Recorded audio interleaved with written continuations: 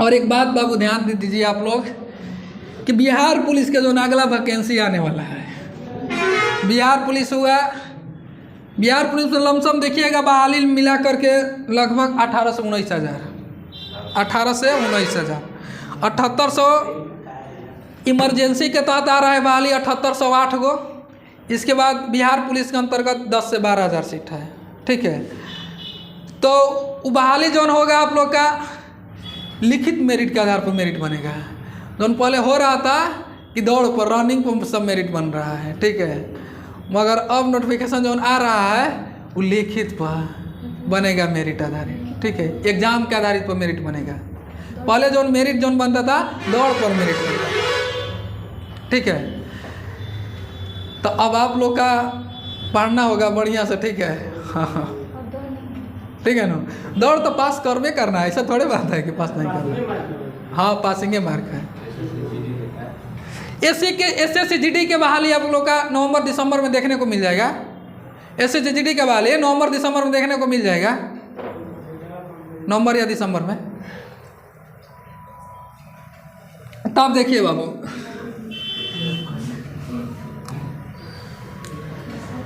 कल आप लोग का हम पढ़ा कर बंद किए थे बांग्लादेश और चीन, बांग्लादेश और चीन के साथ, ठीक है। चीन बांग्लादेश के साथ कितना भारतीय राज्य स्पर्श करता है? 5 गो। कितना भारतीय राज्य? 5 गो, ठीक है। और चीन के साथ भी 5 गो, चीन के साथ भी 5 गो। बांग्लादेश से कितना केंद्र शासित प्रदेश सटता है? बात ये था एको ना, एक बौरा कहते। चीन के साथ कितना? अब एगो, ठीक मानो, ध्यान रखिए। आगे देखिए पाकिस्तान से फिर से बता देते हैं बाबू, ठीक है। पाकिस्तान देखिए, पाकिस्तान से कितना भारतीय राज्य स्पर्श करता है? 5 गो। लिख देते हैं जम्मू कश्मीर, लद्दाख, पंजाब, गुजरात और राजस्थान। गुजरात और कौन सा? राजस्थान। गुजरात और राजस्थान। और सबसे लंबी सीमा किसके साथ है? राजस्थान के साथ। सबसे लंबी सीमा किसके साथ? राजस्थान के साथ, राजस्थान के साथ, ठीक है। और जो है पाकिस्तान के साथ जो ये सीमा हम लोग का राज्य जो ये साझा करता है, ये 2 गो केंद्र शासित प्रदेश और 3 गो राज्य, मतलब कि 2 गो केंद्र शासित प्रदेश और 3 गो राज्य। इसके बाद अभी आप लोग को बताएं कि रेड क्लिफ रेखा, रेड क्लिफ रेखा का निर्धारण कब हुआ था? 17 अगस्त 1947, 17 अगस्त 1947 रेड क्लिफ का रेखा का निर्धारण हुआ था। रेड क्लिफ रेखा का निर्धारण जो नहीं है 17 अगस्त 1947 को हुआ था। और रेड क्लिफ रेखा किन 2 देशों के बीच है? किन 2 देशों के बीच है? तो भारत और पाकिस्तान, भारत और पाकिस्तान, भारत और पाकिस्तान के बीच, ठीक है। ये रेड क्लिफ रेखा, रेड क्लिफ रेखा का निर्धारण किसने किया था? तो सर जे रेड क्लिफ किया था, सर जे रेड क्लिफ किया था, सर जे रेड क्लिफ किया था। अब सुनिए, जो ये रेड क्लिफ रेखा है, जो ये रेड क्लिफ रेखा है, एक अध्यारोपित रेखा का उदाहरण है, एक अध्यारोपित रेखा का उदाहरण है। मतलब सुनिए, रेड क्लिफ जो ये रेखा है एक अध्यारोपित रेखा का उदाहरण है। मतलब कि अध्यारोपित रेखा उसे कहते हैं, वैसा मतलब 2 देशों के बीच वैसी रेखा जो दूसरे देशों के बाह्य हस्तक्षेपों से खींचा गया हो, जो दूसरे देशों के बाह्य हस्तक्षेपों से खींचा गया हो। मतलब कि वैसा देश, वैसा मतलब कि 2 देश जो दूसरे देशों के बीच जो रेखा खींचा गया हो बाह्य हस्तक्षेप से। तो जो हम लोग का जो रेड क्लिफ रेखा खींचा गया, क्या भारत के लोग खींचा है? क्या पाकिस्तान के लोग खींचा है? नहीं, ब्रिटेन का, ब्रिटेन का ही है। तो अंग्रेज कहाँ का था? ब्रिटेन का, ठीक है। मतलब कि वैसा 2 देश जिसके बीच जो रेखा हो जो बाह्य हस्तक्षेपों से खींचा गया हो, उसे क्या कहते हैं? अध्यारोपित रेखा कहते हैं। तो रेड क्लिफ जो हम लोग का रेखा है, ये अध्यारोपित रेखा का उदाहरण है। किस रेखा का उदाहरण है? अध्यारोपित रेखा का उदाहरण है, अध्यारोपित रेखा के उदाहरण है, ठीक है। मतलब कि रेड क्लिफ रेखा ये दूसरे देशों का हस्तक्षेप से खींचा गया है, ठीक है। जो ये वैज्ञानिक जो ये अंग्रेज था, कहाँ का था? ब्रिटेन का था, ठीक है। रेड क्लिफ रेखा हो गया। इसके बाद देखिए लद्दाख। लद्दाख जो है, लद्दाख का वैसा भूभाग जिस पर पाकिस्तान का अधिकार है, जिस पर पाकिस्तान का अधिकार है। लद्दाख का वैसा भूभाग जिस पर पाकिस्तान का अधिकार, उसको क्या कहते हैं? पीओके, पाक, मतलब पाक ऑक्यूपाइड कश्मीर। ठीक है, मतलब कि हिंदी में देखिएगा पाक अधिकृत क्षेत्र, पाक अधिकृत क्षेत्र, पाक अधिकृत क्षेत्र। मतलब कि लद्दाख का वैसा भूभाग जिस पर पाकिस्तान का अधिकार, उसे क्या कहते हैं? पीओके कहते हैं, पीओके कहते हैं। ठीक है, और पीओके और भारतीय लद्दाख के बीच कौन सी रेखा है? एलओसी है। कौन है? एलओसी। ठीक है, line of control, line of control. ठीक है, तो यह हम लोग का पाकिस्तान के संदर्भ में हुआ है, पाकिस्तान के संदर्भ में। ठीक है, अब देखिए जो ये लद्दाख है, यह जम्मू कश्मीर का अलग से हुआ है। जम्मू कश्मीर से जब जम्मू कश्मीर अलग हुआ तब लद्दाख बना, बना कि नहीं बना? 2019 में यह बन गया, केंद्र शासित प्रदेश 2 बन गया। और जम्मू कश्मीर जो हम लोग का है बाबू, वो पूरा अभी जो है पूरा भी जम्मू कश्मीर या लद्दाख हम मतलब भारतीय का क्षेत्र है, भारतीयों का क्षेत्र है पूरा। अभी भी हकदार जो है भारतीयों का है, मगर उस पर कौन कौन देश अधिकार कर लिया? पाकिस्तान भी अधिकार कर लिया है, चीन भी अधिकार कर लिया है। ठीक है, और भारत का भी है। पॉलिटी में हम लोग का पढ़ाएंगे कि जम्मू कश्मीर को भारत को हम लोग का भारतीय राज्य में जो ये मिलाया गया था, यह विलय पत्र के अनुसार मिलाया गया था, विलय पत्र के अनुसार मिलाया गया था। जम्मू कश्मीर में राजा हुआ करते थे हरी सिंह, जो थे हरी सिंह, जम्मू कश्मीर के राजा थे हरी सिंह। और हरी सिंह जो ये शासक थे डोगरा वंश के थे, हरी सिंह जो ये शासक थे डोगरा वंश के थे। ठीक है नो। और मोहम्मद अली जिन्ना, ऐसे ही नहीं, पाकिस्तान को उसको पिता बोला जाता है। पाकिस्तान के जैसे भारत के राष्ट्रपिता किसको बोलते हैं? महात्मा गांधी को, वैसे ही पाकिस्तान को उसको बोला जाता है। किसको? मोहम्मद अली जिन्ना। मोहम्मद अली जिन्ना जब तक जीता था तब तक सपना देखता था कि कश्मीर को कैसा हूँ पाकिस्तान में मिलाना है, पाकिस्तान को कैसा हो कश्मीर में मिलाना है। हाँ, कश्मीर को पाकिस्तान में मिलाना है, कश्मीर को पाकिस्तान में मिलाना, कैसा हूँ मिलाना, मतलब सोते उठते यही सपना वो देखता था मोहम्मद अली जिन्ना। ठीक है, इसके बाद पॉलिटी में देखिएगा, बाद में बताएंगे। ठीक है, और पाकिस्तान से संदर्भ में इसके बाद पाकिस्तान के बाद अगला हम लोग का जो देश आता है कौन? नेपाल। नेपाल। ठीक है, नेपाल से कितना हम लोग का सीमा लगता है बाबू? 1700 कितना? 51। 1700 कितना लगता है? 51 किलोमीटर। नेपाल से कितना लगता है? 1751। और 1751 किलोमीटर नेपाल से लगता है। और नेपाल से भी भारतीय राज्य कितना स्पर्श करता है? तो 5 गो स्पर्श करता है। ठीक है, कितना राज्य स्पर्श करता है? 5 गो। नेपाल से देखिएगा 5 गो कौन कौन राज्य है? तो हम लोग का पहले देखिए ना, एक बिहारो तो है, बिहारो है, पश्चिम बंगाल है, उत्तर प्रदेश है, उत्तराखंड है, सिक्किम है। उत्तराखंड है, इसके बाद क्या है? सिक्किम है। सिक्किम है, उत्तराखंड, और इसके बाद सिक्किम है। तो नेपाल से भी जो हम लोग का कितना भारतीय राज्य स्पर्श करता है? तो 5 गो। ठीक है, 5 गो है, 5 गो बिहार, पश्चिम बंगाल, उत्तर प्रदेश, उत्तराखंड, और कौन सा है? सिक्किम है। ठीक है, ये 5 गो राज्य भी नेपाल से। और नेपाल से जो कितना किलोमीटर लगता है सीमा? तो 1751 किलोमीटर, 1751 किलोमीटर। और नेपाल से सबसे लंबी सीमा जो ये राज्य बनाता है उत्तर प्रदेश। कौन सा राज्य बनाता है? उत्तर प्रदेश। ठीक है, उत्तर प्रदेश जो है ये सबसे लंबी सीमा बनाता है। किसके साथ बनाता है? तो नेपाल के साथ बनाता है। ठीक है, ये नेपाल हो गया। नेपाल के बाद देखिएगा अगला हम लोग का देश है म्यांमार। नेपाल के बाद हम लोग का अगला जो देश है कौन सा है? म्यांमार है। अगला देश म्यांमार है। म्यांमार के साथ कितना सीमा लगता है? को राज्य है आप लोग बता सकते हैं? म्यांमार या लिख देता है यहाँ बाबू बार्मा। ठीक है, बार्मा लिख देता है।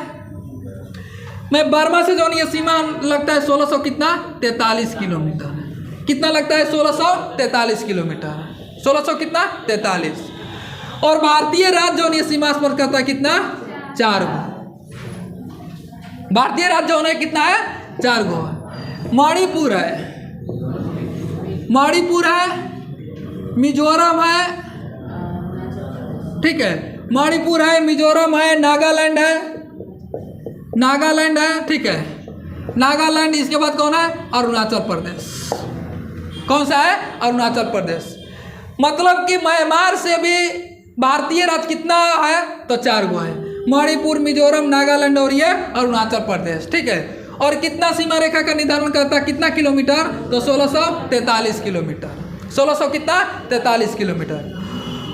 और म्यांमार से सबसे लंबा जो अंतर्राष्ट्रीय सीमा जो हम लोग का राज्य बनाता है कौन बनाता है अरुणाचल प्रदेश। कौन बनाता है अरुणाचल प्रदेश, अरुणाचल प्रदेश, ठीक है। तो हम लोग का ये म्यांमार हुआ। म्यांमार से कितना किलोमीटर तो 1643 किलोमीटर है। कितना भारतीय राज्य स्पर्श होता है तो 4 गो है सीमा बनाता है, मणिपुर, मिजोरम, नागालैंड और ये अरुणाचल प्रदेश। ये चारों राज्यों में सबसे लंबी सीमा कौन बनाता है तो अरुणाचल प्रदेश बनाता है। कौन बनाता है अरुणाचल प्रदेश बनाता है, म्यांमार, ठीक है, अरुणाचल प्रदेश बनाता है, ठीक है। इसके बाद ये म्यांमार हो गया। म्यांमार के बाद अगला जो हम लोग का देश है कौन सा है भूटान। अगला जो हम लोग का देश है कौन भूटान। भूटान से अभी कितना हम लोग का सीमा लगता है कि कितना किलोमीटर 699 किलोमीटर। भूटान से भी कितना सीमा लगता है 699 किलोमीटर। 600 कितना 99 किलोमीटर। और भूटान से भी भारतीय कितना राज्य स्पर्श होता है तो ये भी कितना 4 गो। ये भी कितना 4 गो, ठीक है। 4 गो देखिएगा। अरुणाचल प्रदेश है, अरुणाचल प्रदेश है, ठीक है, अरुणाचल प्रदेश है। इसके बाद असम है, असम है, अरुणाचल प्रदेश है, असम है, ठीक है, सिक्किम है और इसके बाद क्या है पश्चिम बंगाल है। मतलब कि भूटान से भी जो हम लोग का भारतीय राज्य जो स्पर्श होता है कितना 4 गो। अरुणाचल प्रदेश, असम, सिक्किम और पश्चिम बंगाल, ठीक है। अरुणाचल प्रदेश, असम, सिक्किम और पश्चिम बंगाल, ये 4 गो राज्य हम लोग का स्पर्श होता है। और सबसे लंबी सीमा जो भारतीय राज्य हम लोग का स्पर्श करता है कौन सा असम। भूटान से, ठीक है ना, भूटान से इन चारों राज्यों में कौन सा सबसे लंबी सीमा बनाता है तो असम बनाता है। कौन सा बनाता है असम बनाता है भूटान से। भूटान से कौन है असम है, भूटान से असम, ठीक है। और म्यांमार से कौन है म्यांमार से अरुणाचल प्रदेश। म्यांमार से कौन है अरुणाचल प्रदेश है, ठीक है। नेपाल से कौन है उत्तर प्रदेश। नेपाल से कौन है उत्तर प्रदेश, ठीक है। पाकिस्तान से कौन है राजस्थान। पाकिस्तान से कौन है राजस्थान। चीन से कौन है अरुणाचल प्रदेश। चीन से कौन है अरुणाचल प्रदेश। बांग्लादेश के साथ कौन है पश्चिम बंगाल। बांग्लादेश के साथ कौन है पश्चिम बंगाल है, ठीक है, सबसे लंबी सीमा। तो ये भूटान हुआ। भूटान के बाद एक लास्ट देश हमको बचा, कौन सा देश है अफगानिस्तान। कौन सा देश है अफगानिस्तान। अफगानिस्तान, अफगानिस्तान की सीमा कितना किलोमीटर है बाबू 100 कितना 6 किलोमीटर है। कितना किलोमीटर 106 किलोमीटर। मतलब कि अफगानिस्तान के साथ कितना सीमा लगता है तो 106 किलोमीटर लगता है। कितना सीमा 106 किलोमीटर। और देखिए अफगानिस्तान, ठीक है, अफगानिस्तान से एक ही भारतीय राज्य केवल केंद्र शासित प्रदेश जो है लद्दाख केवल स्पर्श करता है। कौन सा है लद्दाख। कौन सा है लद्दाख, ठीक है। और लद्दाख के संदर्भ में और यहाँ याद रखना है लद्दाख के संदर्भ में कि लद्दाख एक ऐसा मात्र केंद्र शासित प्रदेश है जो 3 देशों के साथ सीमा साझा करता है। जो 3 देशों के साथ सीमा साझा करता है। कौन कौन देश है पाकिस्तान है, चीन है और अफगानिस्तान है, ठीक है। इसके बाद लद्दाख से और क्या याद रखना है कि लद्दाख एक ऐसा केंद्र शासित प्रदेश है जिस पर 3 देश का अधिकार है। जिस पर 3 देश का अधिकार है, भारत, पाकिस्तान और चीन। भारत, पाकिस्तान और चीन, ठीक है। ये लद्दाख के संदर्भ में हम लोग का याद रखना है। लद्दाख के संदर्भ में याद रखना है, ठीक है। अब इसके बाद ये तो देश के संदर्भ में हुआ, ठीक है। इसके बाद बाबू देखिएगा अरुणाचल प्रदेश, ठीक है। अरुणाचल प्रदेश, सिक्किम और ये पश्चिम बंगाल। 3 गो ऐसा राज्य है, अरुणाचल प्रदेश, सिक्किम और ये पश्चिम बंगाल। ये 3 गो ऐसा राज्य है, ये 3 देशों के साथ सीमा साझा करता है। कितने देशों के साथ सीमा साझा करता है? 3 देशों के साथ सीमा साझा करता है। अभी आप लोग का बता दिए हैं, बताए हैं कि नहीं बताए हैं? सब बताए हैं, ठीक है। कि अरुणाचल प्रदेश भी ऐसा राज्य है हम लोग का, ये भी 3 देशों के साथ सीमा साझा करता है। सिक्किम ऐसा राज्य है, ये भी 3 देशों के साथ सीमा साझा करता है।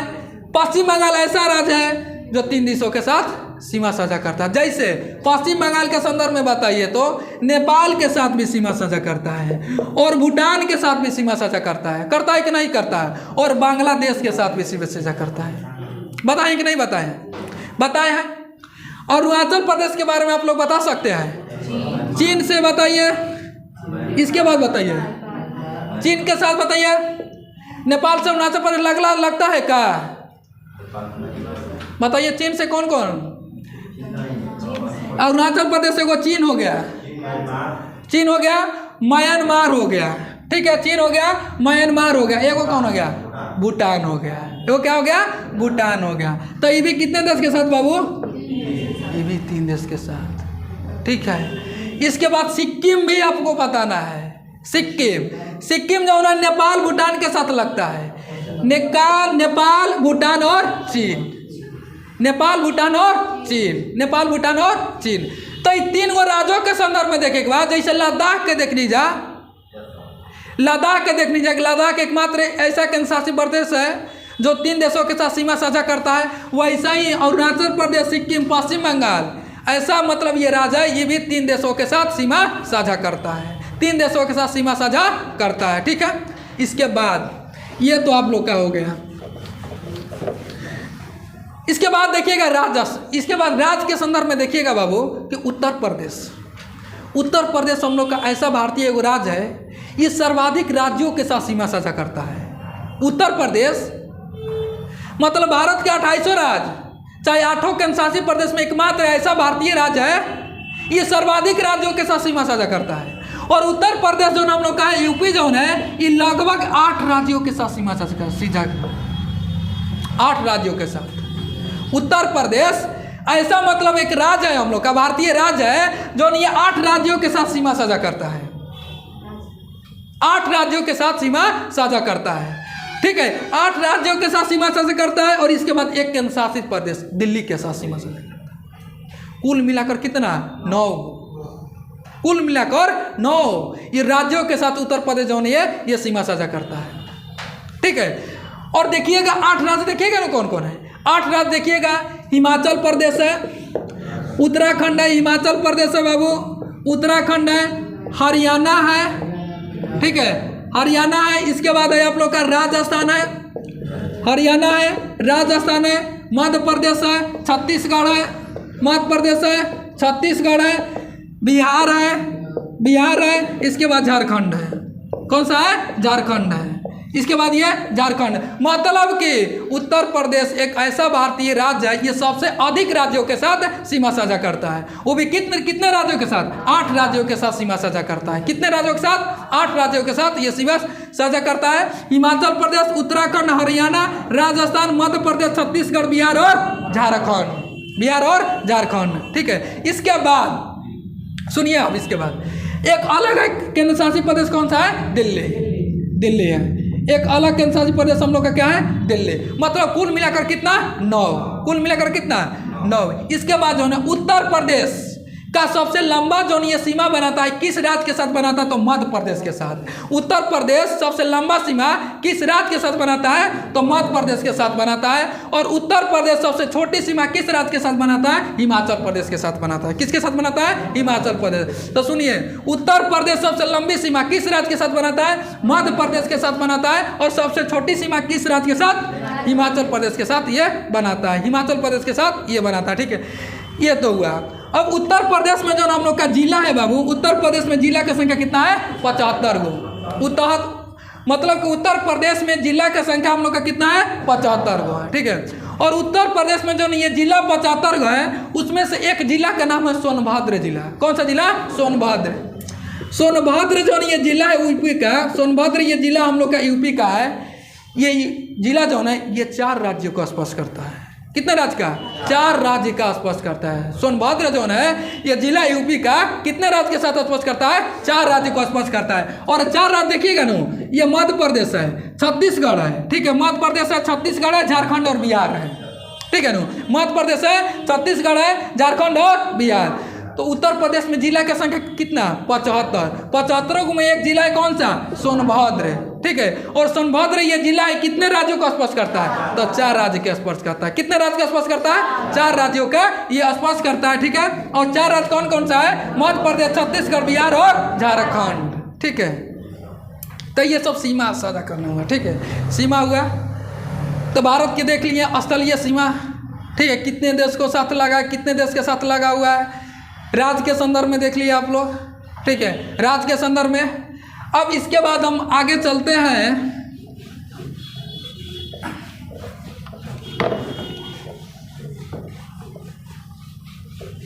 इसके बाद बाबू आगे चलते हैं पश्चिमी घाट और पूर्वी घाट, ठीक है। घाटी के संदर्भ में देखते हैं, ठीक है। पश्चिमी घाट और पूर्वी घाटी के संदर्भ में देखते हैं कि पश्चिमी घाट को आप लोग का बताए हैं। ये जो ये पश्चिमी जो हम लोग का ये घाट, ये पश्चिम घाट है, और जो है ये पूर्वी घाट, ये पूर्वी घाट है, ठीक है।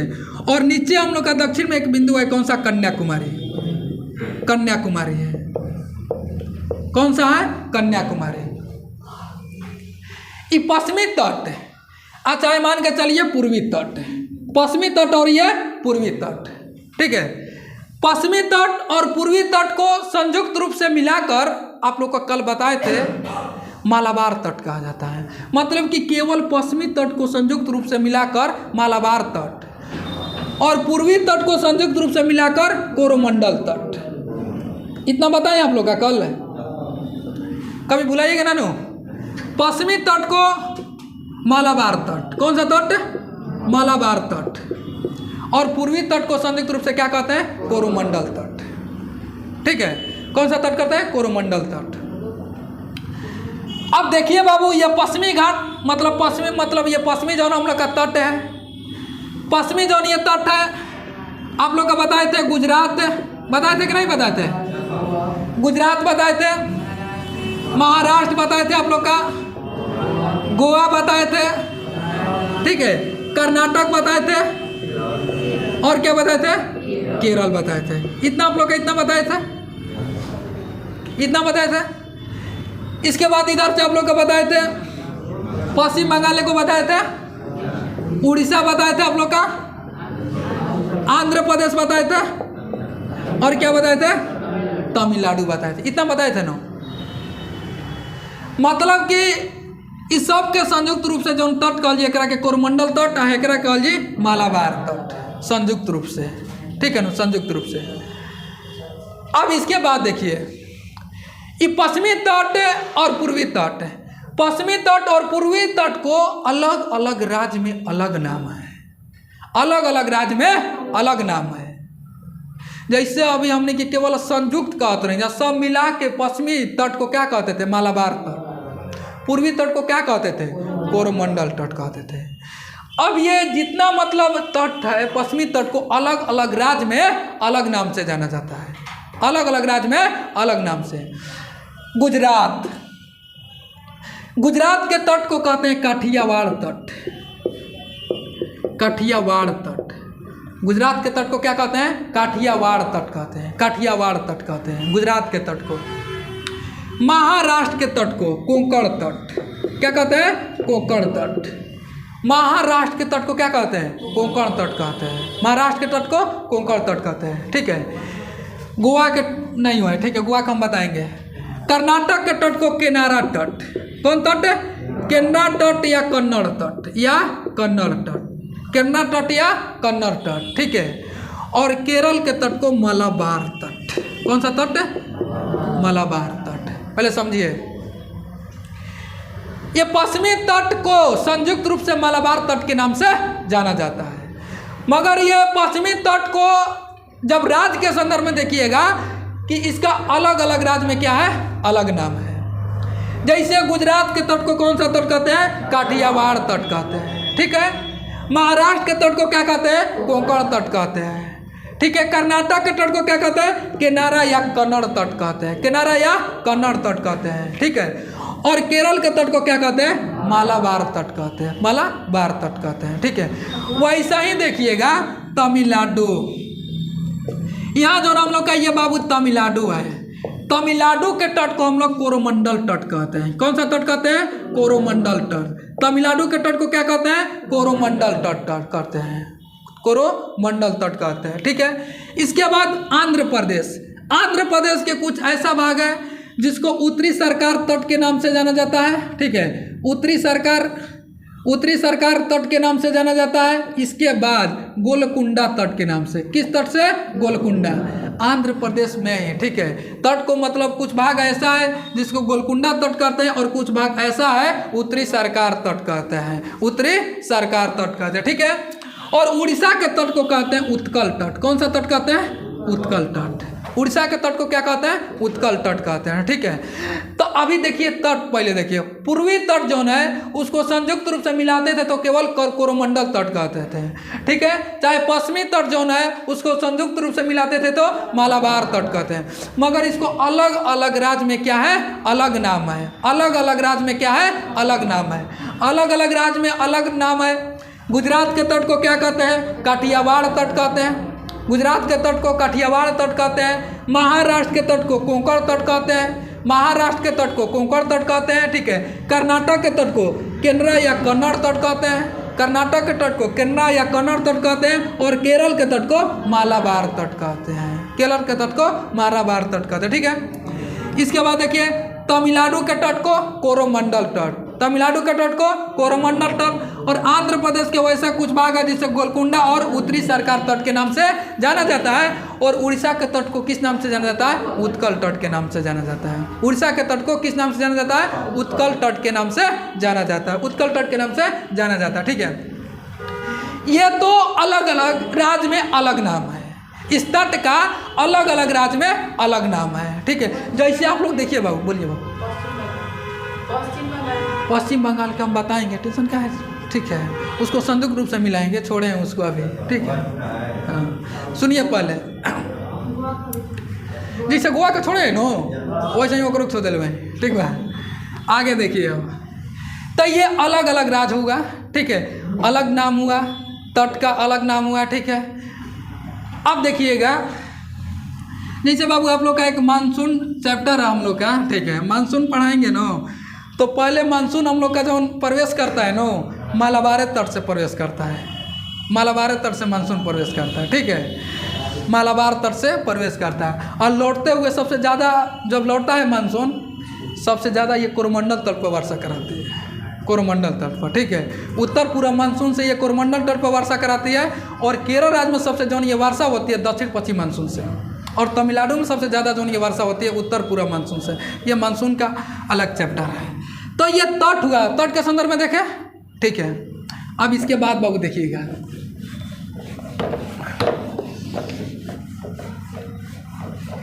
इसके बाद देखिएगा तट के संदर्भ में देख रहे हैं कि जैसे हम आप लोग का बताएं, यहाँ कन्याकुमारी है, यहाँ क्या है, कन्याकुमारी, कन्याकुमारी है, ठीक है। थोड़ा सा देखिए बाबू, महाराष्ट्र, ठीक है। महाराष्ट्र के त्र्यंबकेश्वर पहाड़ी से, महाराष्ट्र के त्र्यंबकेश्वर पहाड़ी से जो नदी निकलती है गोदावरी नदी निकलती है।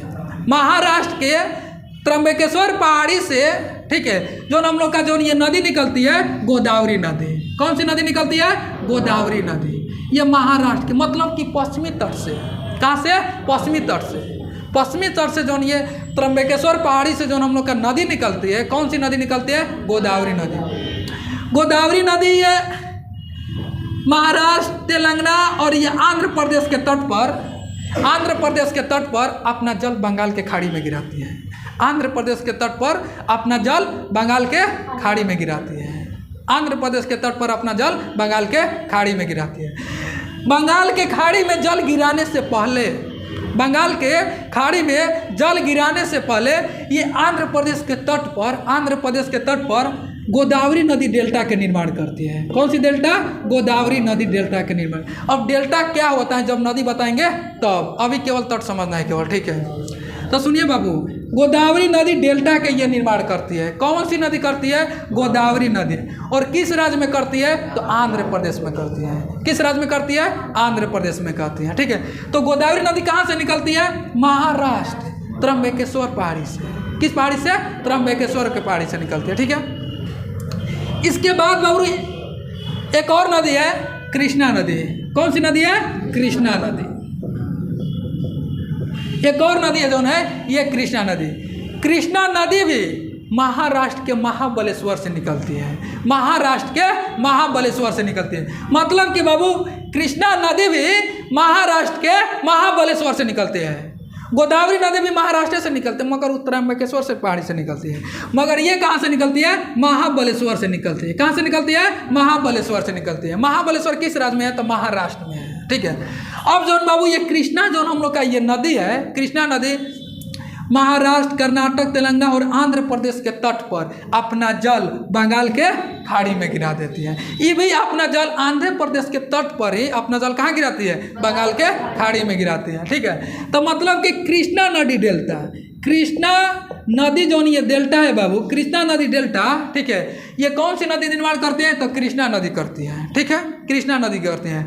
और कृष्णा नदी डेल्टा जो ये किस राज्य में है? तो आंध्र प्रदेश में है। गोदावरी नदी डेल्टा भी किस राज्य में है? आंध्र प्रदेश में है। गोदावरी नदी डेल्टा भी किस राज्य में है? आंध्र प्रदेश में है, ठीक है।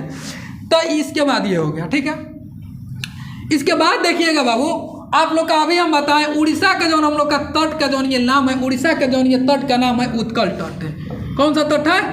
उत्कल तट। और आंध्र प्रदेश के तट को क्या कहते थे? गोलकुंडा तट या उत्तरी सरकार तट। गोलकुंडा तट या उत्तरी सरकार तट। तो यहाँ देखिए, अब संयुक्त रूप से यहाँ से भी क्वेश्चन देखिए।